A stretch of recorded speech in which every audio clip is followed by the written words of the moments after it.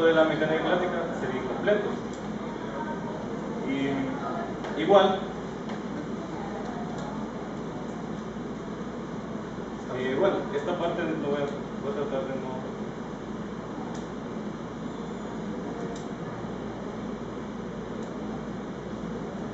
Luego habla de, aquí está, lo que les voy a mostrar. Luego podemos analizar cómo formuló su teoría Albert Einstein. Entonces, la relatividad general no se puede entender si no se entiende el análisis tensorial.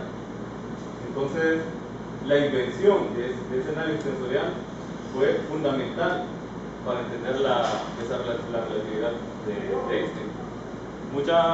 O sea, no es suficiente con ver Discovery, ¿verdad?, para entender la relatividad, sino que se necesitan esas herramientas. Con esas herramientas sí podemos obtener una comprensión más profunda. Entonces, todo esto es para poder observar o ver la importancia que tiene la herramienta matemática en las nuevas investigaciones de la física. Y aquí tenemos una frase que dijo Einstein, ¿verdad? Las teorías científicas no pueden ser extraídas solo de la experiencia, sino que deben ser libremente inventadas. Eso lo dijo Albert Einstein en uno de sus escritos, ¿verdad?, de divulgación. Entonces, a veces nosotros en la práctica estamos en contra de ese principio, ¿verdad? Decimos, no, primero experimentamos y así, ¿verdad? Pensamos en el método científico.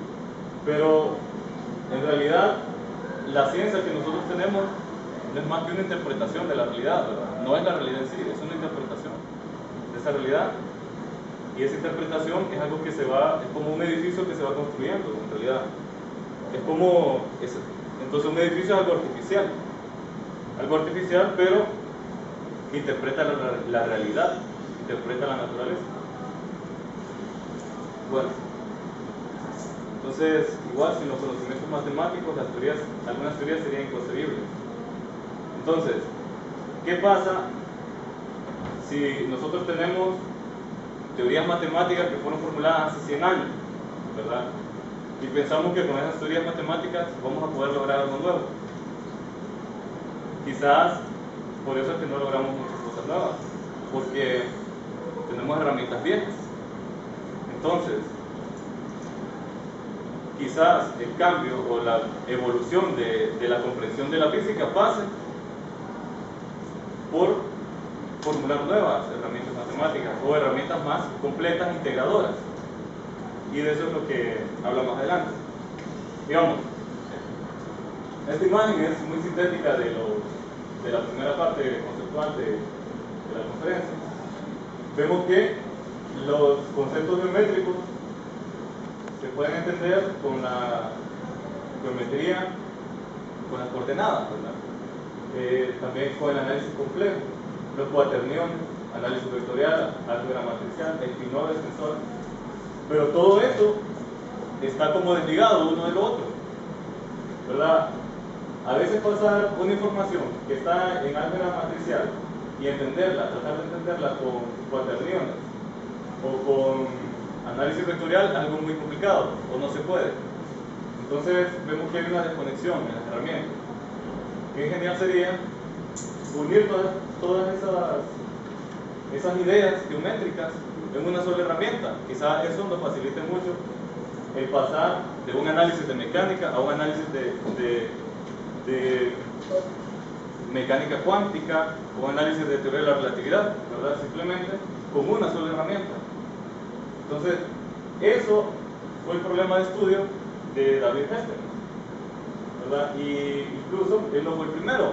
Hace más de 150 años ya han habido personas, científicos, tratando de unificar pues esta formulación matemática. Y más adelante vamos a hablar de ello. Entonces, los defectos de la fragmentación, ¿verdad? De tener todo este montón de lenguajes independientes. Es como en el mundo, ¿verdad? Un científico habla español, el otro inglés, entonces no vamos a entender. Igual aquí. Muchos sabemos de análisis vectorial, pero por lo menos aquí en la escuela no tengo conocimiento de alguien que sea experto en cuaterniones, quizá me equivoque. Pero también en los artículos de Géstenes uno se da cuenta que los cuaterniones son muy usados en la parte ya práctica del análisis en 3 dimensiones de la mecánica clásica, ¿verdad? Cuando uno quiere diseñar algo. Entonces, la fragmentación tiene esos problemas, ¿verdad? Que hay un acceso limitado, no todos somos competentes en todo, son muchas herramientas para atenderlas todas. Hay una redundancia inservible, ¿verdad? Tenemos que con varias herramientas se aborda el mismo problema y después no sabemos cuál usar. Una integración deficiente. Y es como tener, digamos, el todo, y solo tenemos pocos para determinadas áreas del todo, pero no tenemos el todo en sí cubierto, ¿verdad? Es como un rompecabezas incompleto, no hay integración. Y luego una reducida densidad de información. O sea, cuando estamos hablando de mecánica clásica, saltarnos luego a un análisis más profundo con principios cuánticos ya es muy complicado. Tenemos que empezar de cero. A eso se refiere.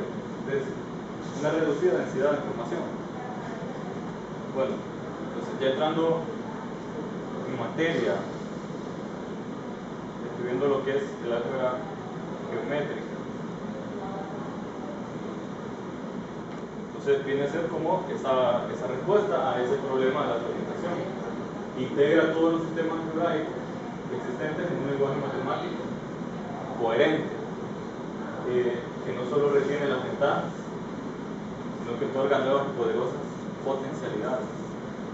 Entonces, es como que completamos el rompecabezas y ya no tenemos 10 piezas, sino que una sola.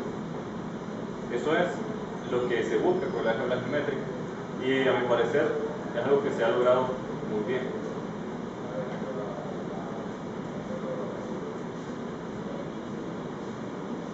Bueno, aquí lo que ya les he comentado, ¿verdad? En 2D es algo impresionante cómo se logra esa integración de todos los conceptos físicos y matemáticos. Y igual con el álgebra vectorial se logra una integración increíble.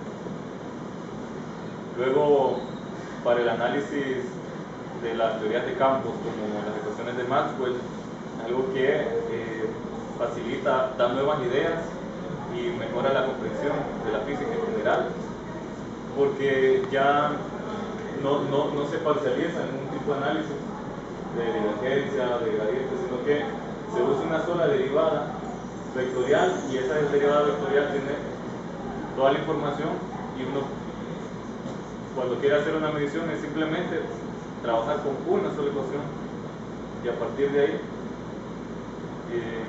ir generando todas las conclusiones. Esto es interesante. Los espinores. Los espinores usualmente nosotros los usamos en mecánica cuántica, ¿verdad? Y incluso a un nivel muy avanzado de la mecánica cuántica. Sin embargo, con esta herramienta se puede usar espinores en la mecánica clásica. Entonces, imagínense ustedes usar espinores en mecánica clásica. Para entender luego la mecánica cuántica es algo súper sencillo, ¿verdad? El mismo concepto, solamente enriquece un poco.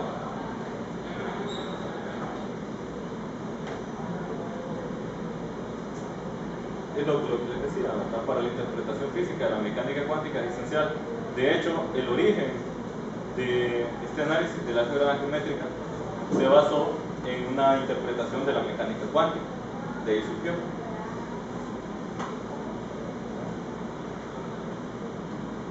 Bueno, el origen. Entonces, tenemos aquí la ecuación de Dirac, ¿verdad? Decimos, bueno, vamos a describir un fenómeno real.